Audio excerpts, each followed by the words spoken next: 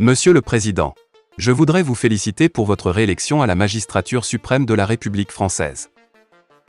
Salut les amis et bienvenue sur NJTV. N'oubliez pas de vous abonner et d'activer la cloche de notification.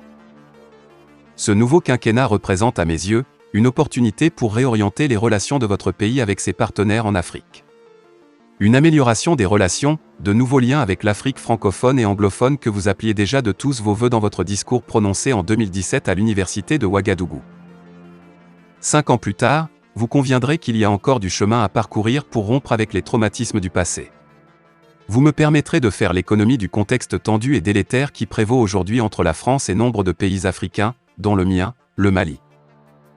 Ces soubresauts, j'en suis convaincu, n'ont pas altéré votre volonté d'aller de l'avant, ni celle, sur le continent, de tous ceux qui aspirent à des relations décomplexées, franches, respectueuses, égalitaires et mutuellement profitables entre la France et les pays africains. J'en fais partie. C'est pourquoi, sans prétention, je voudrais faire des propositions, en portant la voix de nombreux Maliens de ma génération qui refusent de jeter le manche après la cognée.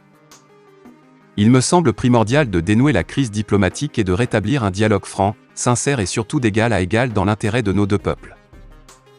À cet égard, je propose de rétablir la coopération technique et économique entre la France et le Mali. Je salue du reste le maintien de la coopération culturelle et la volonté de poursuivre l'accompagnement du peuple malien par l'entremise des organisations de la société civile. Mon pays, mon peuple, a besoin de partenaires avec lesquels les relations sont mutuellement bénéfiques. Cela ne peut se faire que si le partenariat permet d'exprimer nos divergences de points de vue dans le strict respect des codes de la diplomatie et s'il tient compte des aspirations des différents peuples et de leur diaspora.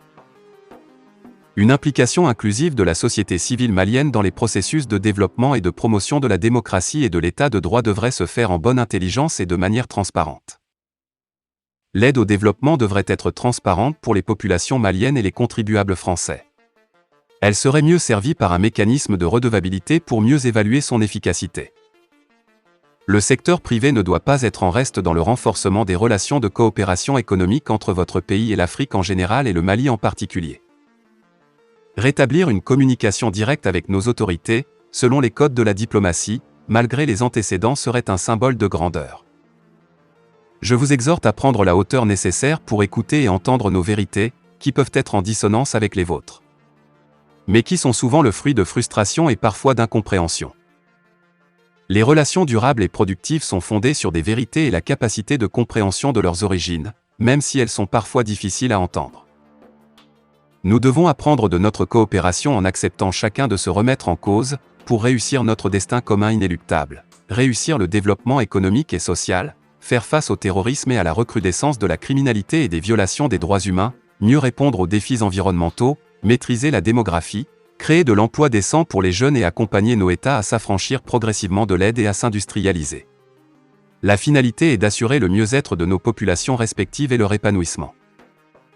Je ne doute guère que nos relations finiront par être normales, vu les enjeux géopolitiques et géostratégiques du moment. J'attire votre attention sur le fait que les autorités, quel que soit leur mode d'accession au pouvoir, sont toujours temporaires, à la différence des peuples qui, eux, sont permanents. Leur bien-être devrait donc être notre seule boussole.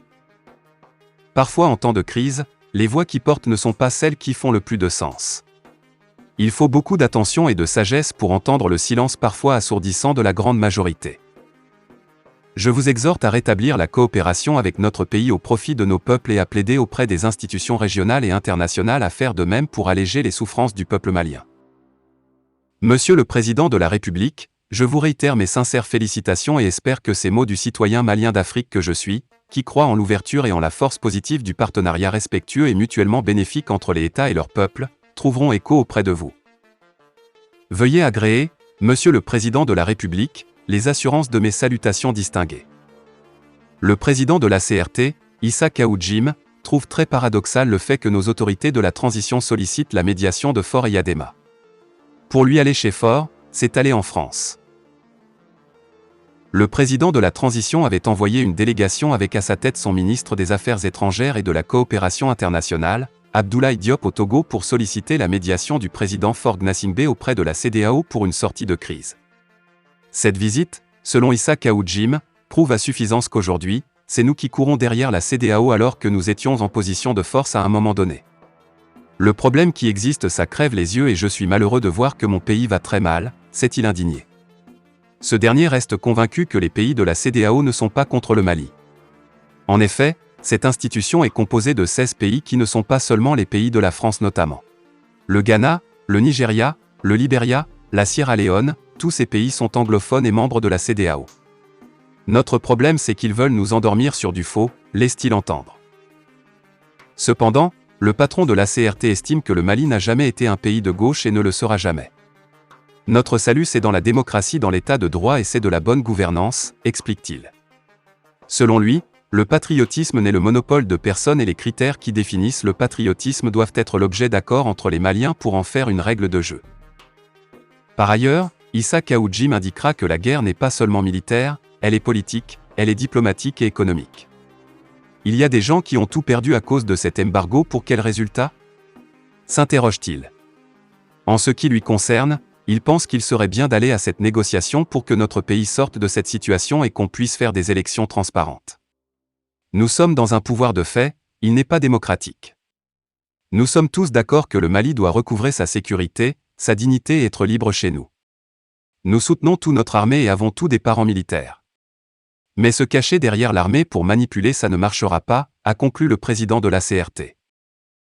Fin de la vidéo, merci pour votre attention.